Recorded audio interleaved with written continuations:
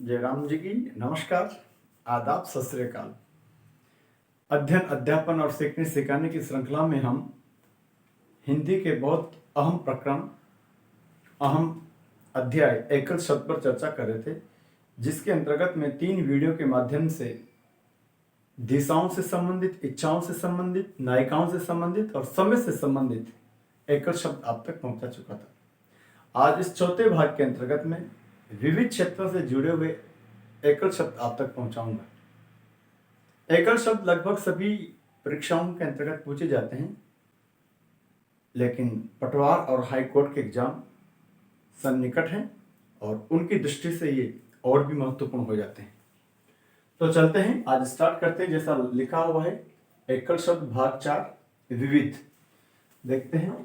आज के लिए पहला एकल शब्द है आपके समक्ष बड़वानर,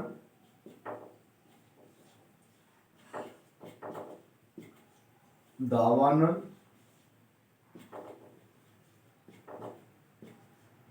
और जठरानल।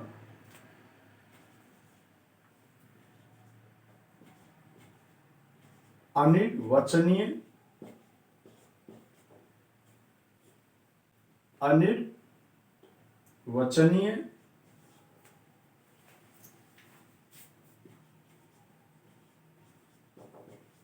खलवाट,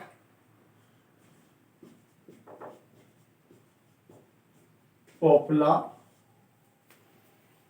खलवाट, पोपला,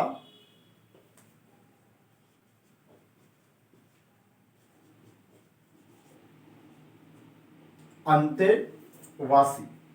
देखिए, पहला शब्द है बड़वानल, दूसरा है दावानल, तीसरा जठरानल, चौथा अनिर्वचनीय, खलवाट, पोपला और अंतेवासी। बड़वानल, दावानल ये तीनों आग होती है। तो बड़वानल कहा जाता है समुद्र में लगने वाली आग। तो 3 प्रकार की आग होती है और यहां से प्रश्न अक्सर पूछा जाता है। तो यहां मैं आपसे कह सकता हूं क्या, समुद्र में लगने वाली आग, समुद्र में लगने वाली आग कहलाती है बड़वानल। दावानल, जंगल में लगने वाली आग, जंगल में लगने वाली आग। अक्सर प्रश्न आता है यहां से भी। जठरानल, पेट की आग या पेट में लगने वाली,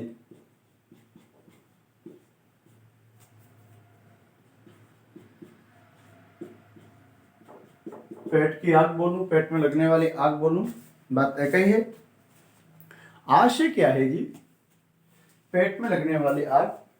देखो, भोजन पचने के लिए हमारे पेट में भोजन का दहन होता है, तो उसको बोल देते हैं जठरानल, पेट की आग। अच्छा, एक बात और याद रखना, अगर इनकी संधि करेंगे तो इनमें देखेंगे सब में अनल लग रहा है। दावधन अनल, जठरधन अनल, बड़वाधन अनल। तो उस अनल को हटा करके अग्नि लगा दें तो यहां हो जाएगा बड़वाग्नि, यहां होगा दावाग्नि और यहां होगा जठराग्नि। और उनका तात्पर्य भी यही रहेगा। अगर मैं आपसे कहूं कि दावाग्नि तो भी जंगल में लगने वाली आग या जंगल की आग, और जठराग्नि तो पेट में लगने वाली आग। अर्थात कहना ये चाहता हूं कि इन तीनों के जगह अनल को अगर हम हटा करके अग्नि लगा दें तब भी हमारा आशय वही होगा। अनिर्वचनीय, जिसको शब्दों में अभिव्यक्त नहीं किया जा सके,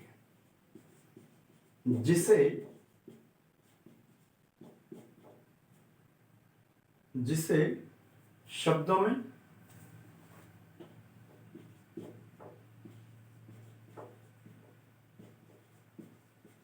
अभिव्यक्त नहीं किया जा सके,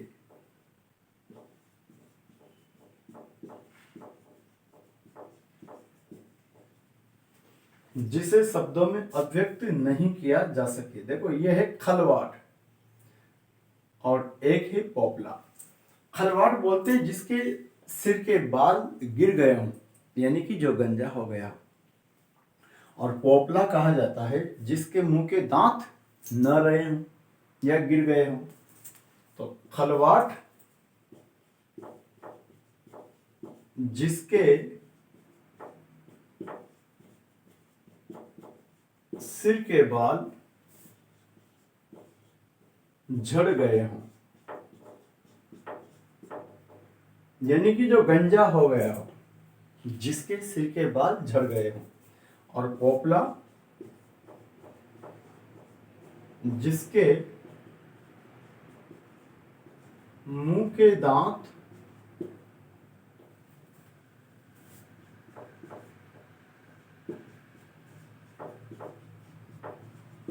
जिसके मुंह के दांत गिर गए हो। अंतेवासी वो शिष्य होता है जिसको गुरु का सामीप्य मिलता है, यानी जो गुरु के समीप रहता है उसको बोलते हैं अंतेवासी।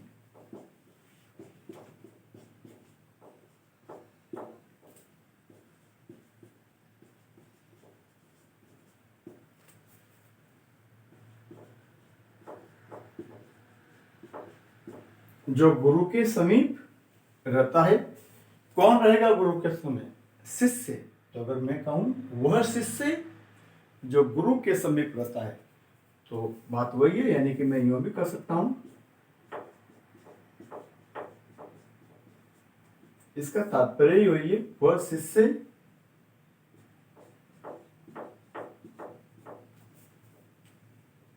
जिसे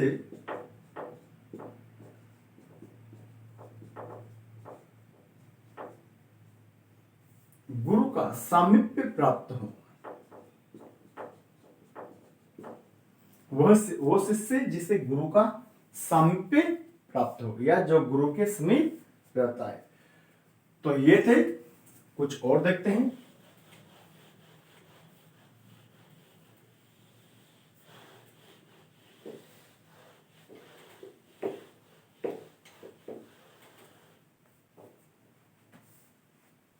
देखिए,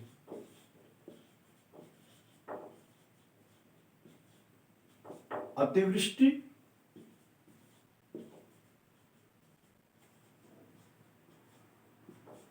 अल्पवृष्टि,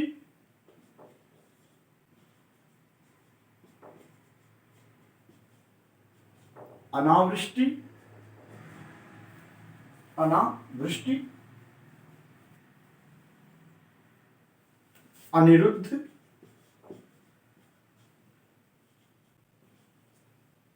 अनिरुद्ध,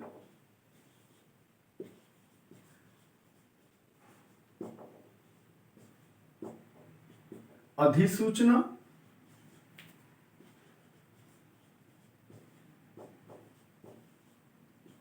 अधिनायक,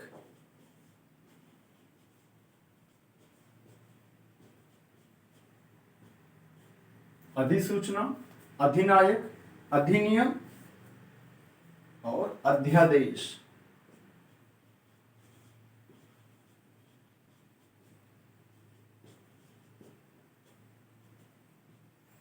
अध्यादेश देखते हैं। अतिवृष्टि, अल्पवृष्टि, अनावृष्टि, देखो तीनों लगभग एक जैसे लग रहे हैं। एक के आगे अति लग रहा है, एक में अल्प और अना। अक्सर विद्यार्थी की ये प्रॉब्लम रहती है, मुझे बताते हैं कि शब्द को संबंधित वीडियो बनाइए, वर्ड वोकैब के वीडियो बनाइए, क्योंकि जनरली इनको विद्यार्थी घर पर पढ़ना पसंद नहीं करता, याद नहीं रह पाते। तो मेरी कोशिश रहती है कि मैं इन पर आप तक पहुंचाऊं और आपको ये अच्छा लगे, आपको याद रहे, तो आप भी थोड़ा सा इंटरेस्ट लीजिए। अतिवृष्टि नाम से लग रहा है जब बारिश का आधिक्य हो, जब बारिश ज्यादा हो तो वो कहलाता है अतिवृष्टि, जब ज्यादा बारिश हो, अधिक बारिश हो। अल्पवृष्टि जब बारिश कम हो।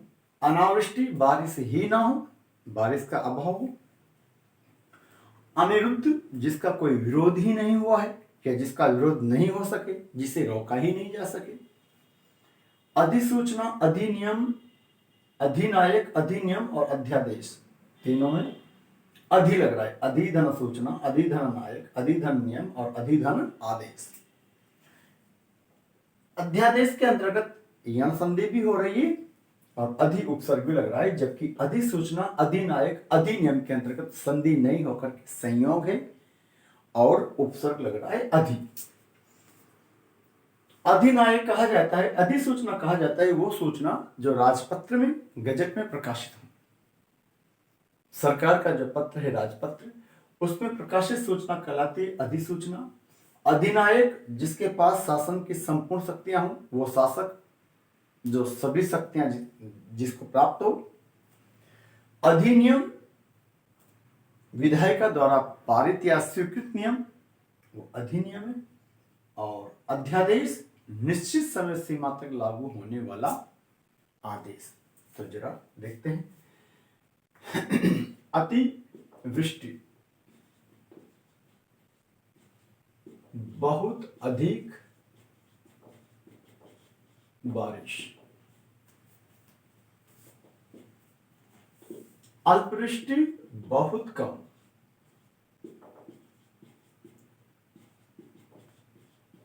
बहुत कम बारिश। और अनावृष्टि, बारिश का अभाव। बारिश का अभाव। बारिश का अभाव मतलब बारिश की कमी, बारिश ही ना हो। अनिरुद्ध, जिसका विरोध ना हुआ है, जिसका विरोध ना हो, ना हो या ना हो सके।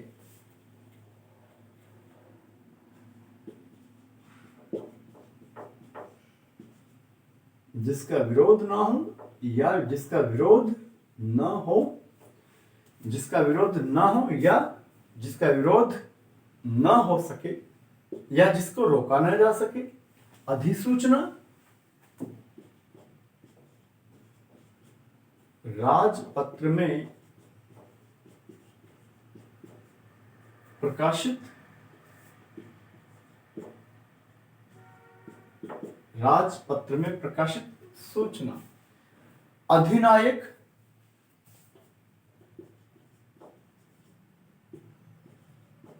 सभी शक्तियां प्राप्त, सभी शक्तियां प्राप्त शासक या सभी शक्तियां प्राप्त शासक या नायक। अधिनियम विधायिका द्वारा स्वीकृत, विधायिका द्वारा स्वीकृत नियम। विधायिका द्वारा स्वीकृत नियम। अब यहां अगर पारित नियम भी बोले तो भी वही है, विधायिका द्वारा पारित नियम। यहां यण संधि हो रही है। अधिधन आदेश, याद रखना यहां उपसर्ग अधि लग रहा है। चारों शब्दों में अधि उपसर्ग है, लेकिन इन तीनों में संधि न होकर के संयोग है। मैं जरा इधर बता देता हूं। देखो, अधिधन सूचना, उपसर्ग लग रहा है। अधिधन सूचना, अधिधन नायक, अधिधन नियम। तो इनके अंतर्गत उपसर्ग लग रहा है, न कि संधि। इसमें उपसर्ग भी लग रहा है और संधि भी हो रही है। इसमें आदेश में आ उपसर्ग भी लग रहा है, यानी अध्यादेश में दो उपसर्ग लग रहे हैं, अधि और आ। किसे कहते हैं अध्यादेश? निश्चित समय सीमा तक लागू होने वाला आदेश। निश्चित समय सीमा तक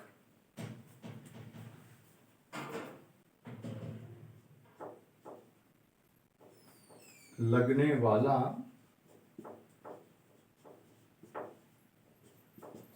निश्चित समय सीमा तक लगने वाला आदेश या निश्चित समय तक लागू होने वाला आदेश। तो ये थे। कुछ और देखते हैं।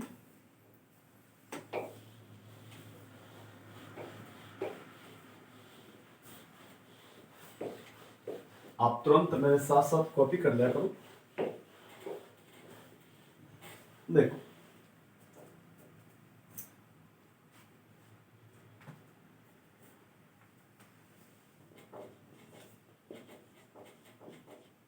अनिकेत,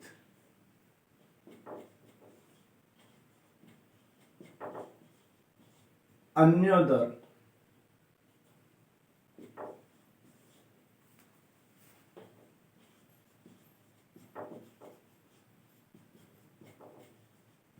अधो हस्ताक्षर कर्ता,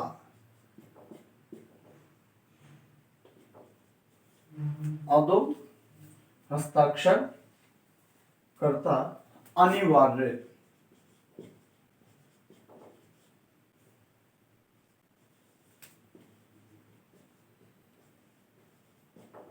अंतः कथा,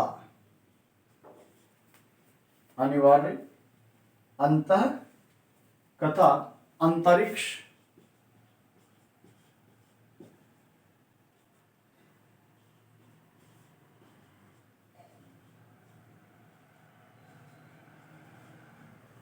अदृष्टपूर्व,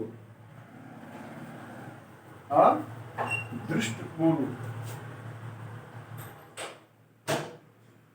अनुभूत, अदृष्टपूर्व, अनुभूत, अनुभूत, अनेर। देखिए, पहला शब्द है अनिकेत। वस्तुतः निकेत में अलग रहा है। निकेत का तात्पर्य होता है घर। निकेत किसे कहते हैं? घर का पर्यायवाची निकेत। निकेत मीन्स घर। तो अनिकेत बिना घर के, जिसके पास घर ना हो वो अनिकेत है। तो क्या कर सकते हैं? जिसके पास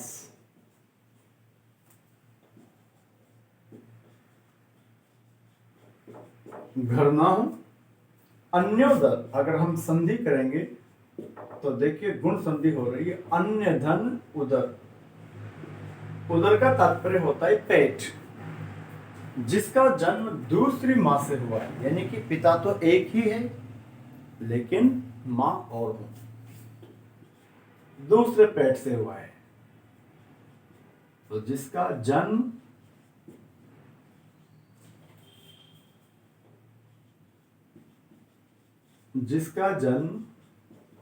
दूसरी मां से हुआ हो,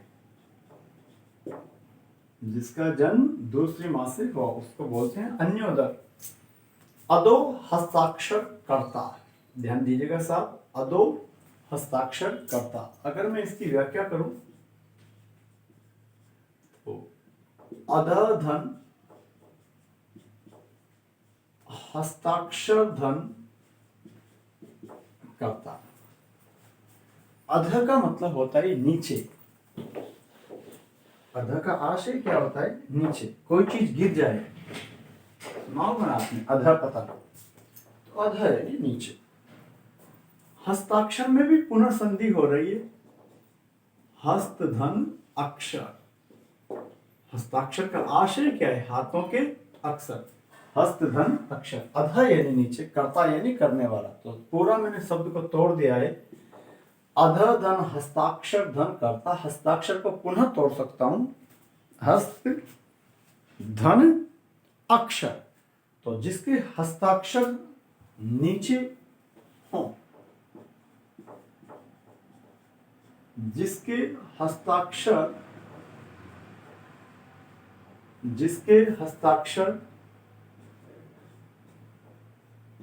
नीचे अंकित हो,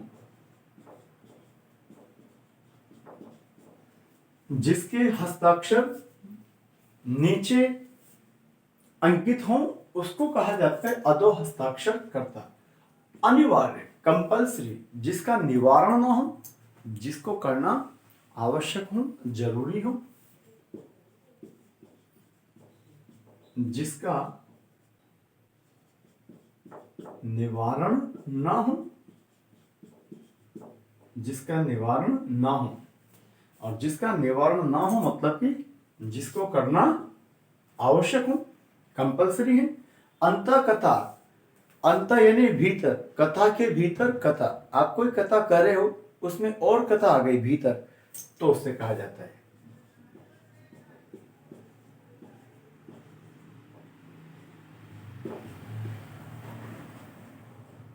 कथा के अंदर या भीतर कथा। अंतरिक्ष, पृथ्वी और आकाश के बीच का जो स्थान है, पृथ्वी और आकाश के बीच का स्थान अंतरिक्ष कहलाता है। पृथ्वी और आकाश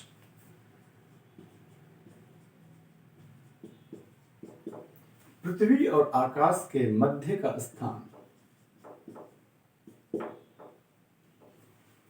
अदृष्ट पूर्व, जिससे पूर्व में कभी नहीं देखा,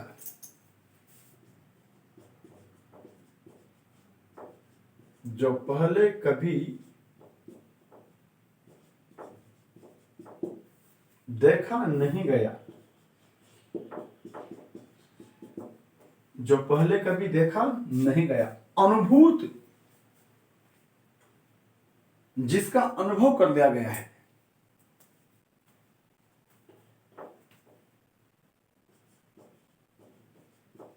जिसका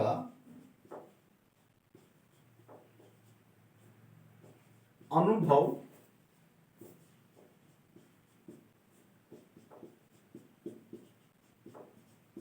जिसका अनुभव कर लिया गया हो। अनेर, वो पशु जिसका कोई मालिक ना हो।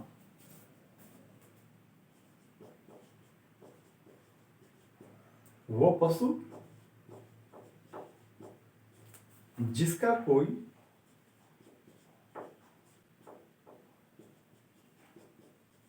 मालिक ना हो, मतलब कि स्वामी ना हो। ऐसा पशु जिसका कोई स्वामी ना हो, उससे कहा जाता है अनेर। कॉपी कर लो, कुछ और देखते हैं।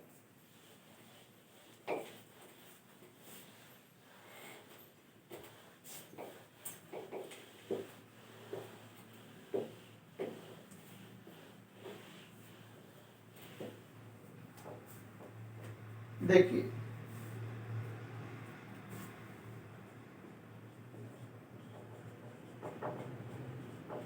अप्रमेय और एक होता है अपरिमेय। अपरिमेय, अनाक्रांत, अनाक्रांत,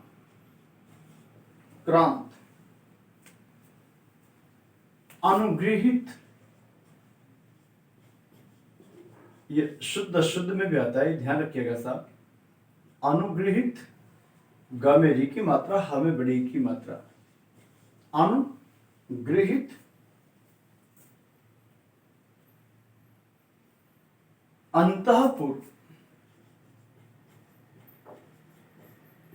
अंतःपुर, अप्रहत,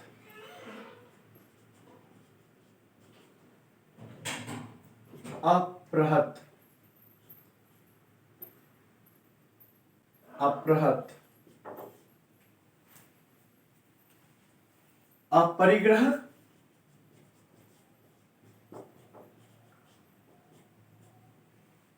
अपरिग्रह,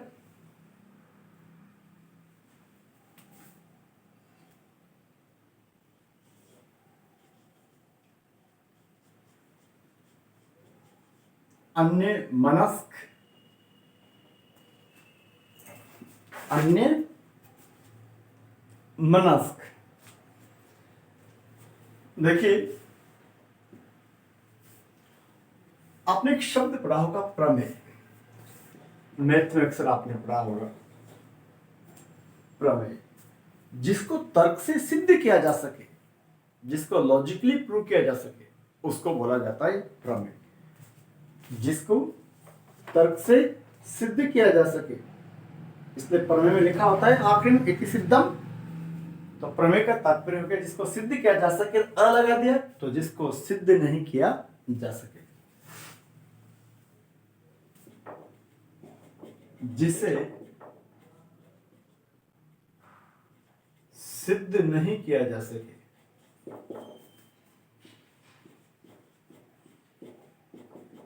जिसे सिद्ध नहीं किया जा सके, उसे कहा जाता है अप्रमेय। और अपरिमेय, वस्तुतः परिमेय का आशय होता है दैट कैन बी मेजर्ड, जिसका मापन किया जा सके। तो अपरिमेय जिसका मापन न किया जा सके।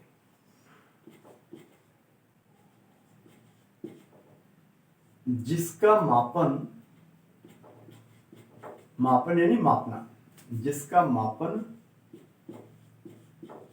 न किया जा सके, उसे कहते हैं अपरिमेय। अनाक्रांत, अगर इस शब्द पर आप ध्यान दोगे तो अन उपसर्ग लग रहा है, आक्रांत। दो शब्द होते हैं, आक्रांत और आक्रांता।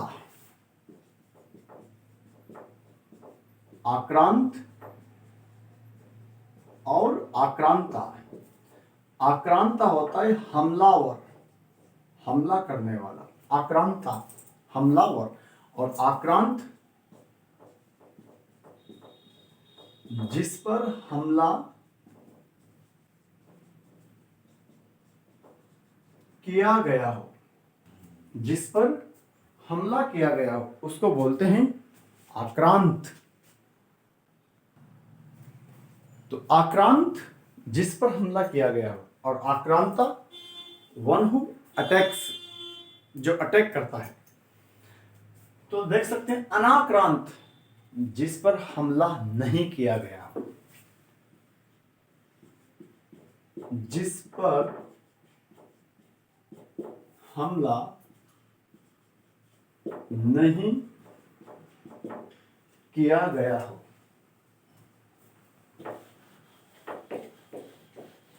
जिस पर हमला नहीं किया गया। अनुग्रहित जिसको अनुग्रह प्राप्त हो। याद रखिएगा साहब,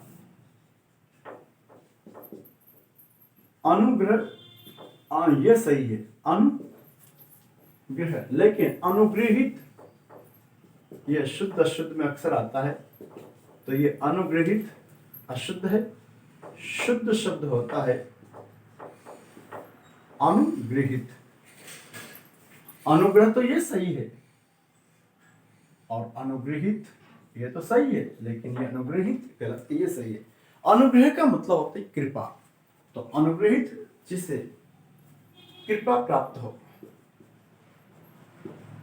जिसे कृपा मतलब अनुग्रह, जिसे कृपा प्राप्त हो,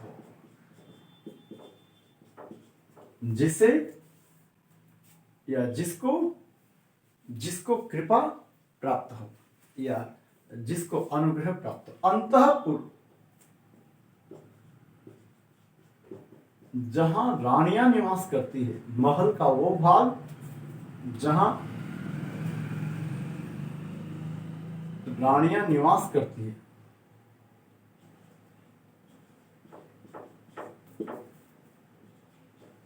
ये अक्सर पर्याय में भी आता है। महल का वह स्थान जहां रानियां निवास करती है, उसको बोलते हैं अंतःपुर। अपहृत वो वस्त्र जो धारण नहीं किया गया, या वो खेत जो जोता नहीं गया है, वो वस्त्र जो धारण ना किया गया हो,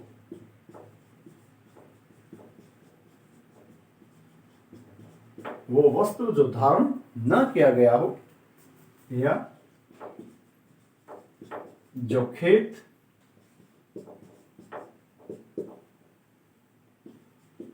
जोता ना गया हो, जो खेत जोता ना गया हो।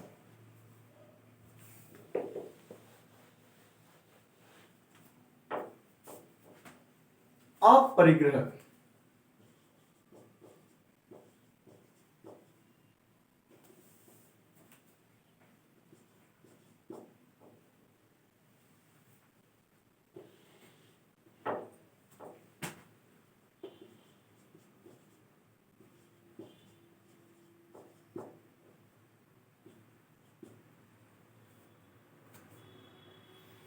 आवश्यकता से अधिक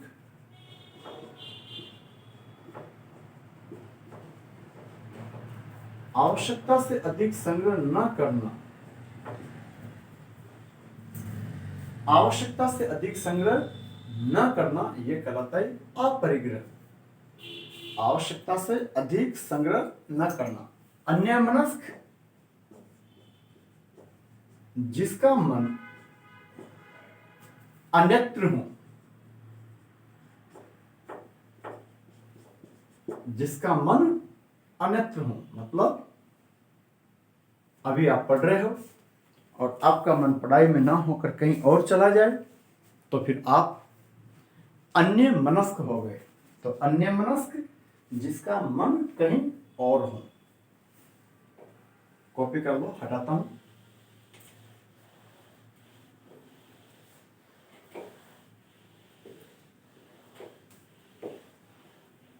अन्यत्र का मतलब होता है कहीं और। तो जिसका मन अन्यत्र हो यानी कहीं और हो।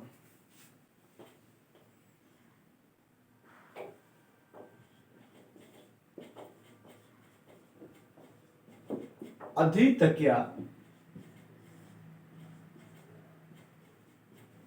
और उपतक्या, ये एक दूसरे के विलोम भी है।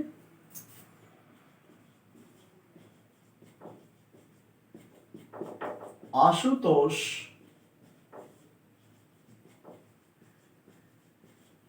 आशु कवि,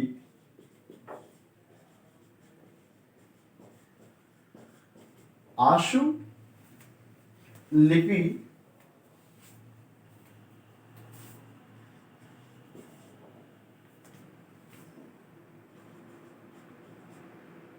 अव्यववृत्त,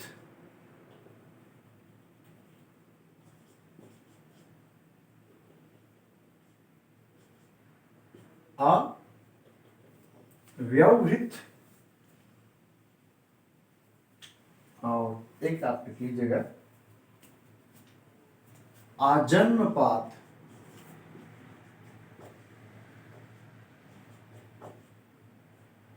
आजन्मपात,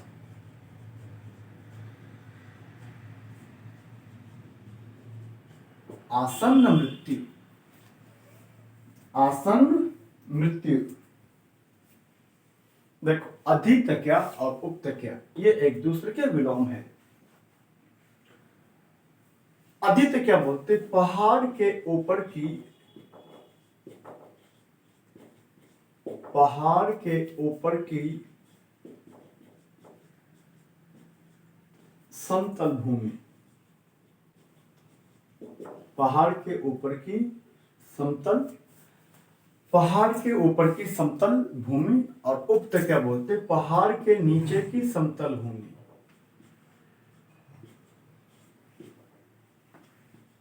पहाड़ के नीचे की, पहाड़ के नीचे की समतल भूमि, पहाड़ के नीचे की समतल भूमि। आशु का मतलब होता है शीघ्र, तोष का मतलब होता है प्रसन्न। इसीलिए उस तोष के आगे सम उपसर्ग लगा दें तो फिर शब्द बन जाता है संतोष। और आशु का मतलब शीघ्र, तो आशुतोष जो शीघ्र प्रसन्न हो, जो शीघ्र प्रसन्न हो। और कौन होता है शीघ्र प्रसन्न? हमारे भोलेनाथ शिव का पर्याय आशुतोष। आशु यानी शीघ्र, कवि का मतलब आप जानते हो, कविता पाठ करने वाला। जो शीघ्र कविता पढ़ दे या रच दे, जो शीघ्र कविता पढ़ दे या रच दे। आशुलिपि शीघ्र लिखी जाने वाली,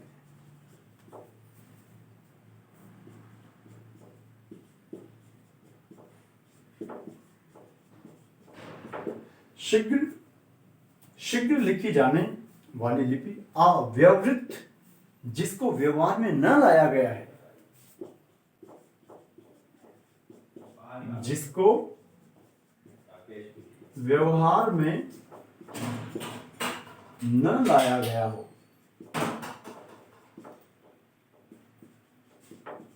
जिसको व्यवहार में न लाया गया हो।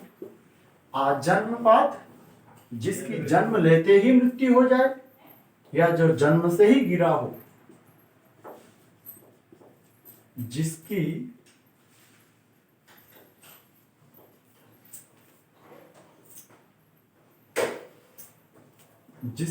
जन्म लेते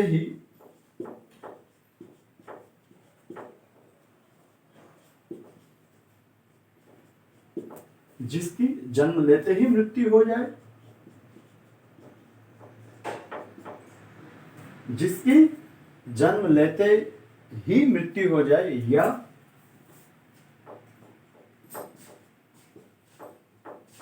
जो जन्म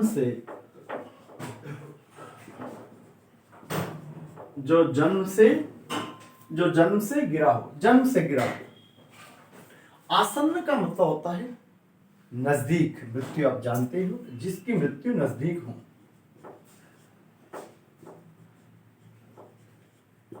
जिसकी मृत्यु नजदीक हो, जिसकी मृत्यु पास हो। दो शब्द होते हैं, आसन और आसन।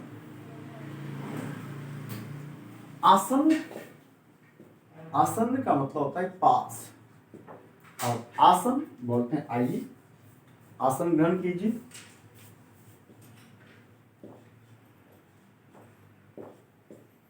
तो